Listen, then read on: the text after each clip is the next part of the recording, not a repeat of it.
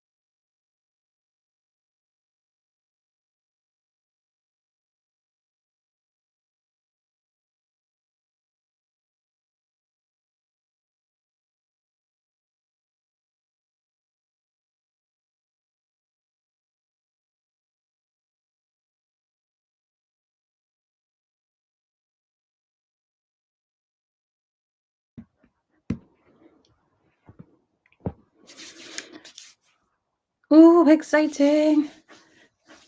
Hello, hello, hello. Okay, let's see if we are streaming to all the platforms that apparently I am streaming to. So give it a second. Got lots of buttons to click.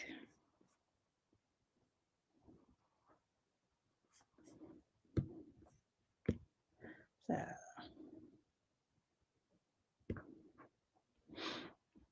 Okay, hello. I think I am live. I'm just going to give it a second to kind of all make sense that I'm here and give people time to actually come and join the stream. So if anyone is in any lands, Facebook, YouTube, please do let me know. Type in the chat if you can see and hear me. I'm just going to give it a minute or two because I'm going live on Facebook, Instagram, YouTube, all at the same time.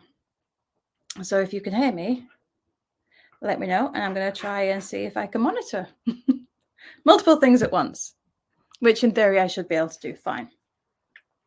If not, people can catch it because it will be recorded and it'll be sent out to everyone. So welcome to the Summer of Meerkats. Each week in August, I'm going to be live to talk all about my meerkats. Unfortunately, they're not real ones. They are pretend ones that live in your dog's brain, but that doesn't make them any less real. Because they impact your dogs in a lot of different ways, and they can hijack them and they can control them. So I'm going to be live once a week to discuss it and talk to you about it. And we're going to do some... Really? Was that a noise? As you can hear, Spocky has an active meerkat, which is why he's going to join me on the stream, because you'll get lots of live grumble floofing from the grumble floof himself.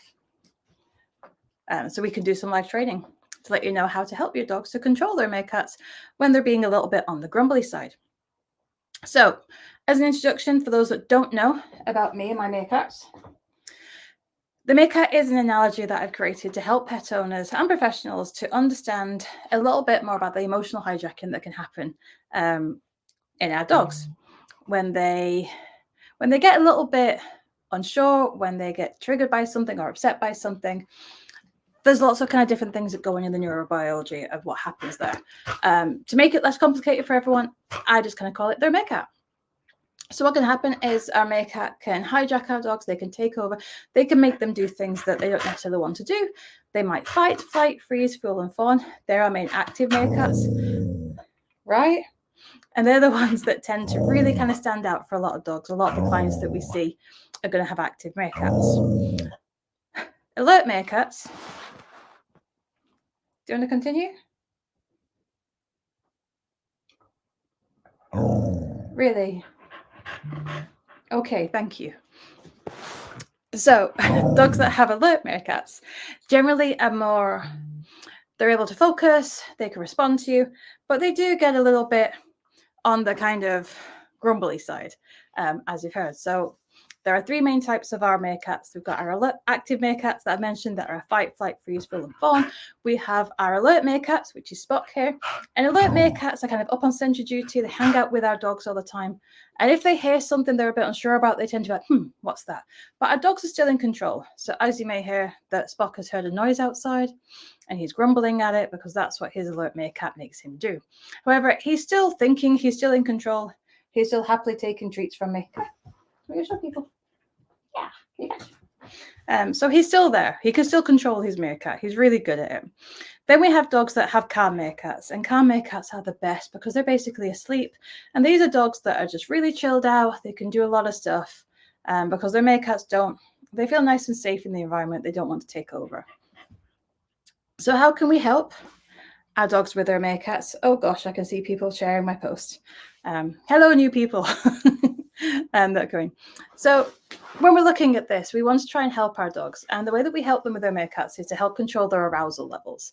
So arousal in dogs is kind of when they get excited and all that kind of energy and things build up, which is fantastic for our performance dogs. It's fantastic for dogs to get focus. And it really helps them kind of sort through and function. But if they get too much arousal and they don't know what to do with it, it can kind of flip over the other end. And then we end up with dogs that will get really chompy. They might bite on the lead. They might chomp you. They might chew things. They might run around in zoomies. And they get a little bit out of control. So it's really important for our dogs to learn how to control their meerkat and their arousal levels so they can become more focused rather than frantic. And this is really important for people that have reactive dogs, people that have sport dogs, where you want them to be able to pause and think when they're in these states where they're not able to. So here's our little Spock. Here's our grumble floof. You're going to come over here. Okay. So feel free to ask questions, anyone, as we just sort through some live training. So hopefully you can all still hear me. So to help our dogs with their arousal is we need to have a little bits of impulse control, some self-control, some frustration tolerance. So today we're going to have a look at, see if you can get me there. So today we're going to have a look at a little bit of just that impulse control and self-control. And we're going to use Spock. Now he's displaying a lot of self-control right now because I have food in my hands and he isn't moving. So I'm going to reward that. That's a really nice thing for him to do. And let's just move down a little bit so you can see his cute face and less of mine. So one of the foundation exercises I like to start people off with is essentially just getting a piece of food. And you can try this at home if you're watching, whether that's live or on the recording. What you do is just move it down to your dog's nose. If they move towards it, it moves away. So that's the direct consequences of their action. Move it towards. If they move towards, they don't get it until they can stay still. And then they get it. So notice that as it's coming down, it's like this. When I move my hand, that means you can get it. So it's a really clear signal for him, and he has to control himself.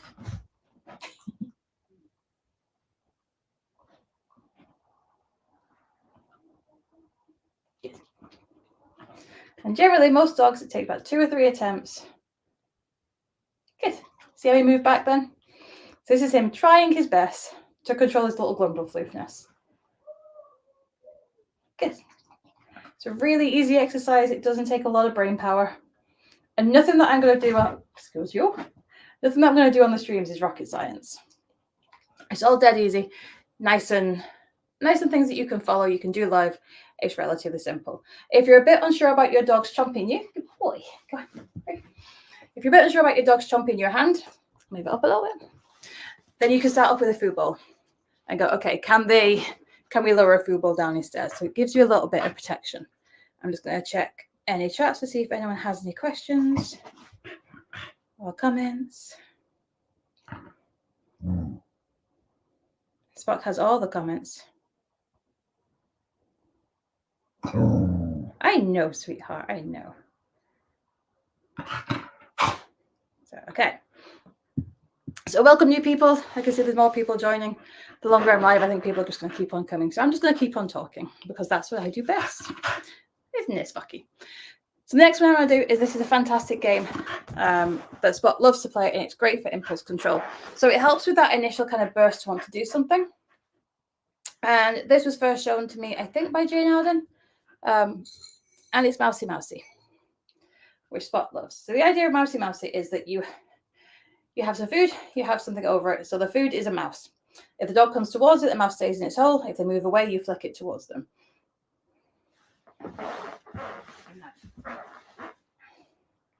So let me see if I can move back, because we have to make sure we stay on camera. Ready? Can we see there? Perfect. So he moves back. We flick a treat towards him. He stays there. So they start to come back, and we get that really nice focus. See if we can film it this way. So move your mat out of the way so everyone can see.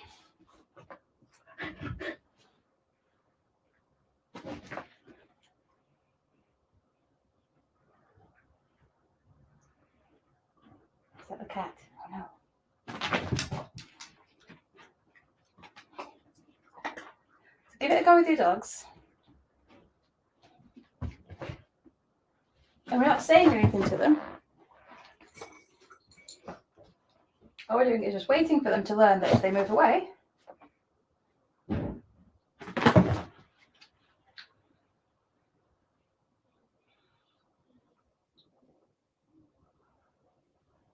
you with me, or are you going to hear stuff? You're with me. Okay, awesome.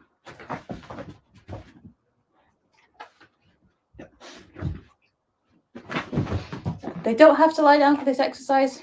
They can do whatever they feel they like to. Fabulous. So that's Mousy Mousy. If anyone live has any questions, please do chat. Come talk to me. I'm super friendly. I'll keep refreshing screens to see if I can see you. And we should have lots of auto-generated captions on most of the things. I'm just going to jump across and see if anyone else has anything. It's lovely to see everyone. I've not been on multiple platforms before, so this is really intimidating. So each week we're going to talk about different levels of Meerkats. So we're going to focus on our calm Meerkats, our alert Meerkats, our active Meerkats. And we're going to show you more kind of focus exercises to help those particular Meerkats. Now, one thing that's really handy to teach, the Spock's just done off camera, is to chill out on the bed. So even though I moved the bed and folded it over, that's his default kind of position. And that's all part of the map work. That's part of the Control and Leash series. So big shout out to Leslie McDevitt and Control and Leash and pattern games. Because a lot of the stuff that we teach is very much linked in with that. And it's all kind of self-control. It's nice, easy, repetitive patterns to help our dogs to be able to regulate themselves and control themselves. So yes, that's right. So we're going to do a couple of patterns. I'm going to introduce you to two of my favorite ones to help dogs to control their Meerkats when they're struggling. Here it is, Spock. So the first one we're going to do, it's a dead easy one, and it's called up down. And it's exactly what it says on the tin. So let's see if I can get the camera down so you can see Spocky. And with up down, you're basically wanting to place a treat in front of their paws. They eat it. They look back up at you. Focusing just on the treats. There you go, boy. So sit it down and then up. Oh, we're doing chin rest instead. I'm sorry, isn't that adorable? We've done a lot of work on chin rest. I'm going to do it again.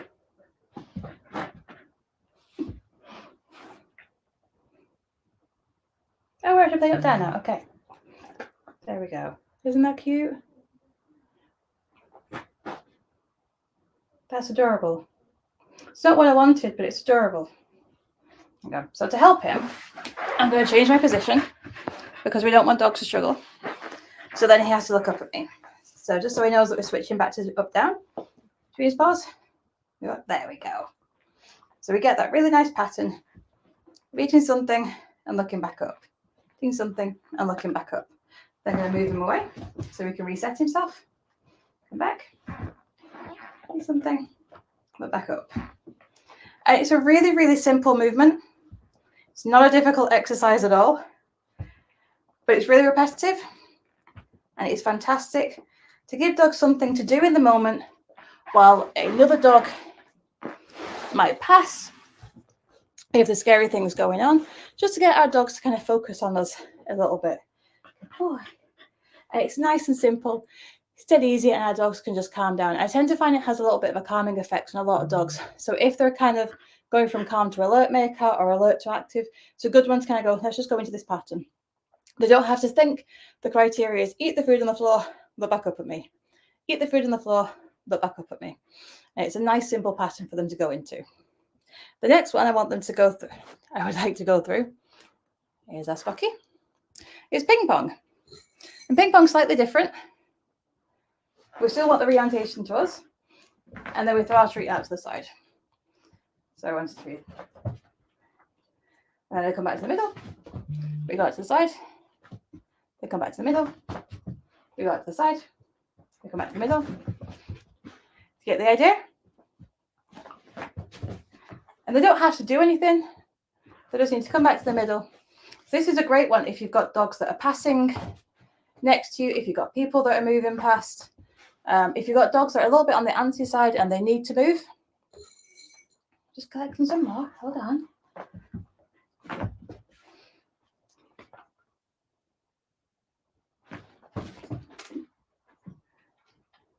It's a really fun game. So many dogs like it. It's one of Spock's favourites.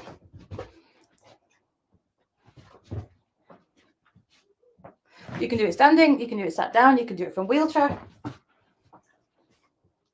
And it gets them focused, gets them thinking. You can swap into up down quite easily from ping pong.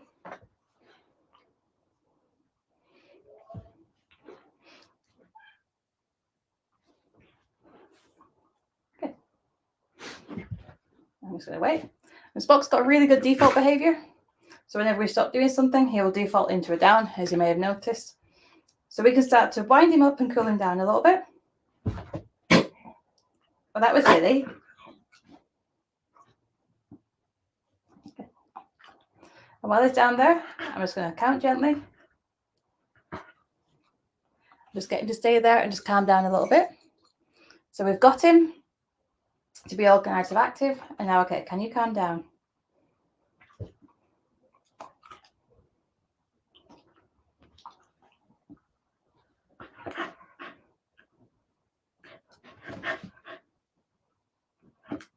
So wait for him to stop having his little hissy fit.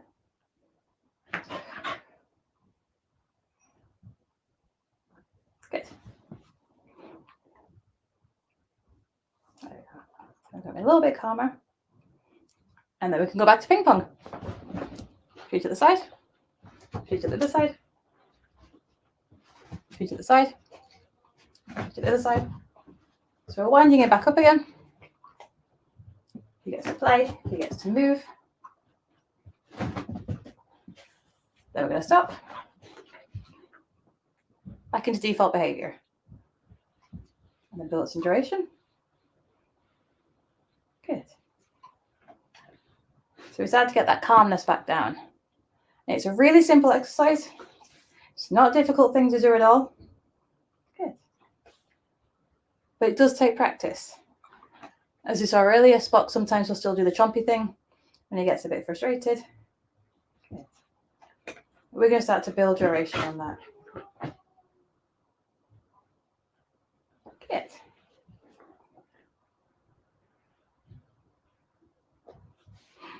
You can hear noises outside, so he's a little bit on the unsure side, but we've got his focus, which is exactly what we want. Good lad. Free. Yeah. So I'm going to refresh everything again. If anyone watching, feel free to type it in any of the chats, comments, send me a PM if you're unsure about anything that we're going through. Because I'm only going to be live for about half an hour. Once a week, this is the first one, just to go through a few of the basics. And then each week, we're going to focus on a different aspect and start introducing more and more. Just little small training tips. Like, these are not rocket science. They're not kind of really extravagant training things at all. They are simple, they are repetitive, and they work. So they're simple and effective, which is what I like to do with a lot of my training. And these foundation exercises are fantastic for clients, just to kind of get that engagement, get the orientation, get our dogs wanting to work with you. And they can start to reorientate to you really, really quickly as you start to build up these exercises. The best thing I like about patterns in particular is the dogs can recognize them. So they have a nice element of predictability for our dogs. And predictability helps reduce anxiety, helps them feel a little bit safer. So they're really good to kind of help our dogs in different situations, especially our anxious dogs that might go out for a walk and they're like, I don't know why I'm here. I don't know what's here. They can get themselves wound up and it almost appears like they get lost a little bit in their own heads, which isn't always the nicest for our dogs. But if we go somewhere and we start doing a pattern, so if we get out the car and we start doing up, down, or we do some ping pong, or we introduce super balls or latte, which we're going to discuss later in the weeks, it gives the dogs the element of, I know what I'm doing here. I'm here and we're doing this, which helps them calm down, helps them respond to you. And then you can go, okay, great. And it's all ways of just allowing our dogs to opt into different situations, to have an element of control over their learning and what's going on. And the more you do these, the easier it gets. And Spock only learned, here he is, his kind of bed one in his place not too long ago. And even though it's moved position and it's folded up, he's still kind of going, okay, we've done our training things. I'm going to go and chill out on my mats and wait. And that in itself is a huge self-control and impulse control thing. He's moved out the way. He can hear lots of stuff going on, but he's staying on his mat. And that's, for us, is huge because he used to hear these noises, and rather than doing the little grumbles that you can hear, is he used to kind of then just charge straight towards the noise was, grumbling and doing his little bouncy things that little mini Aussies like to do. And it's, the more you can work with them and get used to them, you start to realize that they can control themselves. And he's a very vocal dog, as you can hear. Spocky, do you want to come and tell everyone the story? Yeah.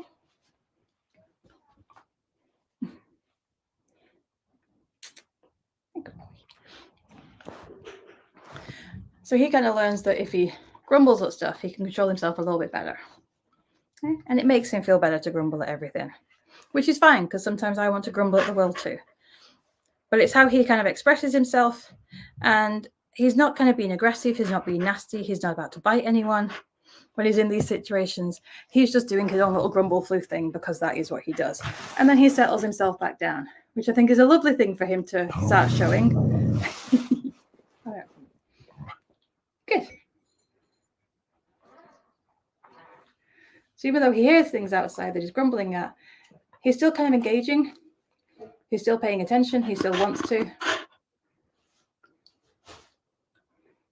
Oh.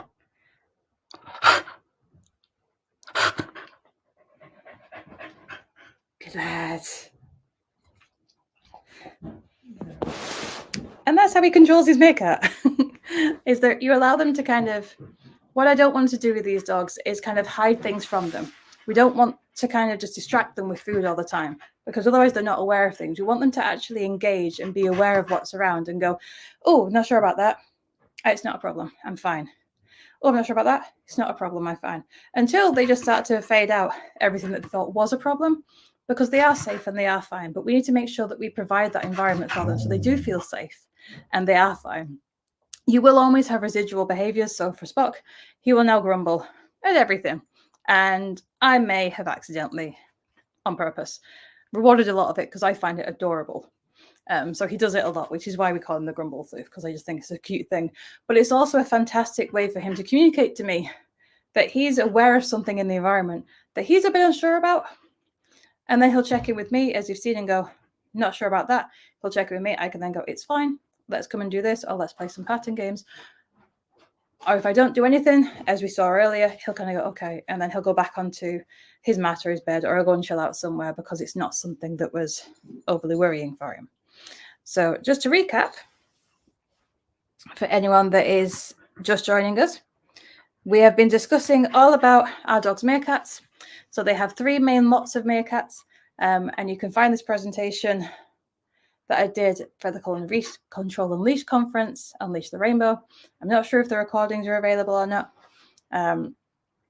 but we discussed a lot about our 3 lots of meerkats. So we have our calm meerkats. These are meerkats that hang out on our dog's shoulders, and they can hijack our dogs when things happen. Our calm meerkats are less inclined to do that. They tend to be really relaxed and safe. So the dogs that can kind of wander around and appear quite bomb-proof, they tend to have calm meerkats. If our dogs are really, really sleepy, sometimes they'll have calm meerkats too. Most of the dogs that we work with and most of the dogs that are likely watching the stream are going to have alert meerkats. So that's where the meerkats are on their shoulder. They're kind of in sentry duty. They're looking around for stuff that may or may not be a problem. And they're kind of going, wait, what's that? Wait, what's that? And they're letting our dogs know it's there. This isn't necessarily a problem, but if our dogs aren't able to control their meerkats, our meerkats can then start to panic, and it can escalate, and then our alert meerkats turn into active meerkats. And of our active meerkats, we have 5. So we have our fight, flight, freeze, fool, and fawn. And our active meerkats are the ones that will hijack really, really quickly, and they will make our dogs do one of those 5 stress response behaviors. So whenever they get triggered by something, they might want to fight it, they might want to run away from it, they might freeze, they might fool, or they might fawn. So what we want to do is try to make sure that our dogs stay with calm and alert meerkats, so we can start to see the difference. And if we start to notice that our alert meerkats are getting a little bit too alert, we can start to introduce these exercises that I've just shown that can help calm those meerkats back down, get those alert meerkats back to, okay, I can just watch, I can see everything okay. Similar to what I've just been doing with Spock.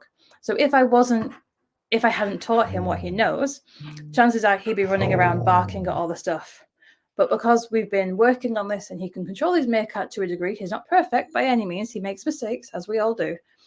But he can control himself, he can regulate himself. When he makes the right choices, I'm getting the treats, I'm rewarding him and going, good job. Like, that's what I want you to do. It's not a worrisome thing. And because the patterns that we do are quite repetitive, and we do them very often, it kind of lets him know, oh, we're doing this. This is a calming thing for me. This is a familiar thing for me. And it helps make me feel better.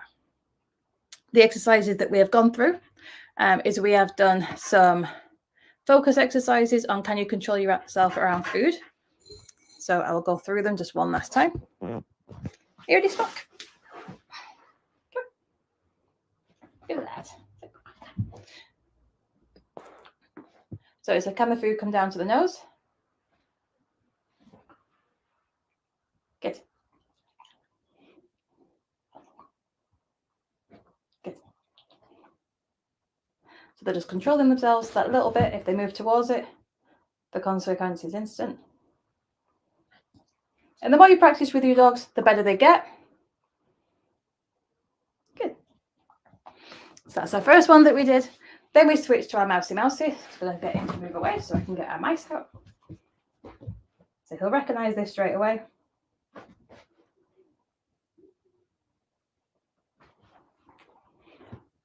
The nose comes towards, the mouth stays in the hole.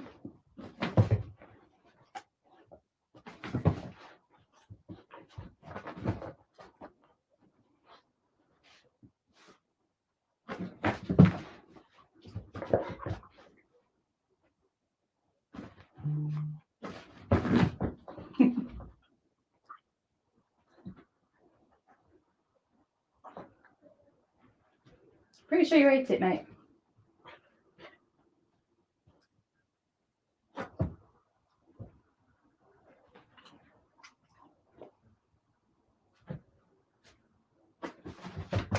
So we get the impulse of not running in, not trying to get it. Then we did a little bit of up down, which is the placing the tray in between the paws. Head back up again, in between the paws. Head back up again, in between the paws. If you're on the floor, it tends not to work quite as well. So you can always bend up.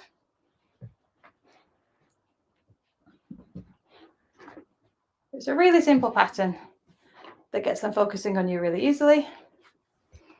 Then we went into our ping pong.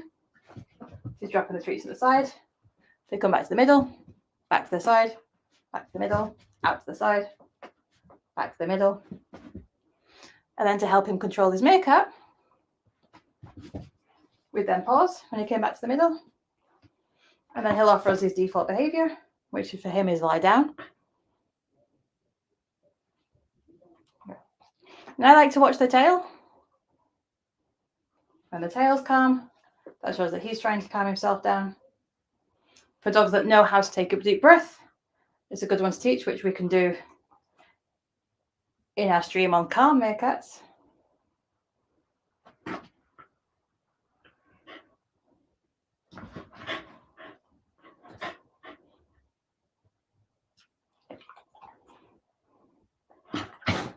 Excuse you.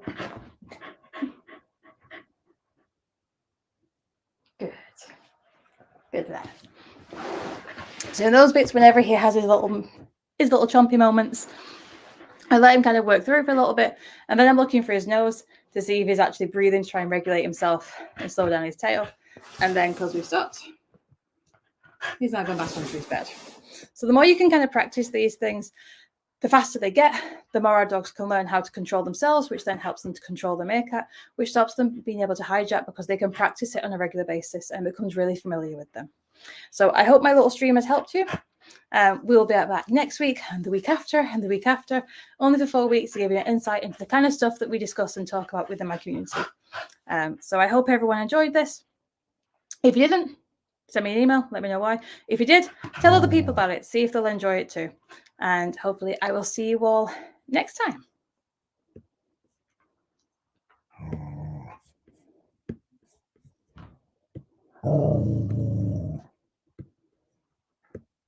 Oh.